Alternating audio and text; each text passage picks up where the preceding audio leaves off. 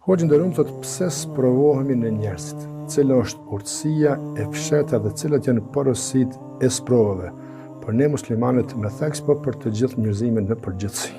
Bismillahirrahmanirrahim. Pyetje shumë me vend. I Madhi Zot thotë në Kur'an, ata të cilët besuan nuk kanë çare pa u sprovuar. Që do të thotë të gjithë ne do të sprovohemi, por targetimi kryesor rreth sprovës është në dy pika, ose ki mu shkarku, ose ki mu ngarku. Ki mu sprovu, sprova është e patjetërsueshme, por në kuadër sprovës e ki mundësinë për të gradu, sepse duke u shkarku për mëkateve, ti gradohesh, letohesh, domethënë shkarkohesh, edhe ecë përpara, se ki barën më të lehtë, kur është barra më e lehtë, mundësia për të aspëru drejt së ardhmës është shumë më e lehtë dhe më e mundshme. Por unë Zot, nëse nuk din me u pozicionu përballë sprovës, atëherë ti ki mund ngarku. E kur të ngarkohesh, ki mund ngadalsu. E kur ngadalsohesh, ti ki mund rrëzu. E kur të rrëzohesh, zor ki mund çu. Andaj mundësia që njeriu të shkarkohet, të fitojnë sprovën e tij, i sprovuar i përballë sprovës ti duhet të jetë shumë i kujdesshëm. Nëse e zmadhon sprovën, e atëherë e humb, e shkatërron vetveten. E ke pa 5 cente, a është 5 cent? Shumë i vogël, shumë i thjeshtë, shumë i lehtë. Mirë, po nëse afron afër dritës syrit, e mbulon këtë dritën e diellit. Kështu po të verbon, ti e shkatërron veten tonë nëse ti nuk e trajton sprovën me dinitet edhe me arsye tim. Zoti ka dashur më sprovu. Mirë po, atë që unë jam duke përjetu në kuadër të sprovës tam, është shumë më e lehtë se sa ajo që ka pas më godit. Gjithmonë njeriu le ta din, gjithçka që ka përjeton në këtë botë, madje deri te humbja antarëve të familjes, madje deri te njerëzit më të dashur ti, është më e vogël e mundshme që ka pas mundësi me të ndodh, sikur mos ndërhynte Allahu, se ti e ke bënë vepër më të mirë, Allahu e ka zvoglu, se kur nisët prej qielli kaderi, që thot populli, ai u nis për një, pa ai do të me pasoro për një herë botën e bën thërmia. Por derisa zbret të ti e bën një namaz, e bën një hajrat, e jep një sadaka, ai zvoglohet, derisa thojnë dietarët në toja të këpucave mundet me zbrit.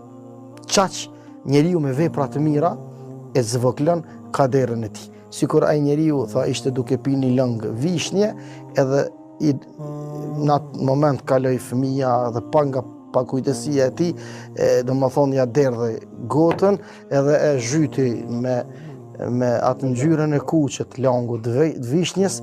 Çka tha ai? Tha qëra Allahu dhul xhelal, e ka bë këtë përlyrje të këmishës të bardhë me langun, me ngjyrën e langut të kuq, se ka mujt më konë me ngjyrën e gjakut ta. Deri nëse në momente do më kanë trajtu këtë punë, se Zoti është i madh aty ku shumë fal.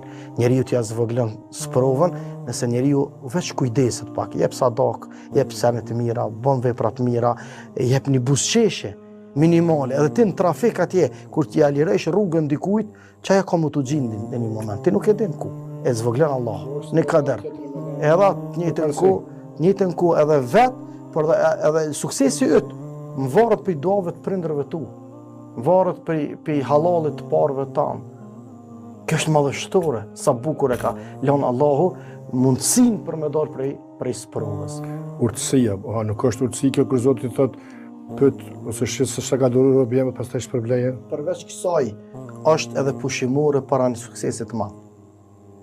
Kështu trajto sprovën.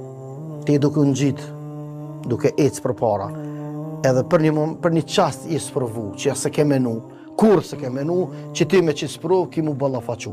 Nështë e konë gati murëzë. Por Allahu dhul xhelal ka thonalu pak. Pse? Sepse ku me di çka është përgatit në i kurth. Mirë po Allahu ka dashur ti me të pështu. Plot njerëz ma vonë kanë me marrë vesh. Nëse ju në këtë botë, në dynjan, në ahiretin, në jetën e përtejme, do ta kuptojnë pse në sprovu. Se Allahu i ka pështu prej një kurthe të cilën të këqitja kanë përgatit. Ai nuk e ka menu. Nuk e ka menu. Për këtë arsye Allahu e ka sprovu mënyrë që me shpetu prej një të keqe më e madhe e mundshme. Edhe gjithmonë ky njeri duhet me falendëru Allahun nëse bën sabër për sprovën që është duke përjetu. Pastaj ka me dalë në selamet me emrin e Allahut. Shumë e thjeshtë është.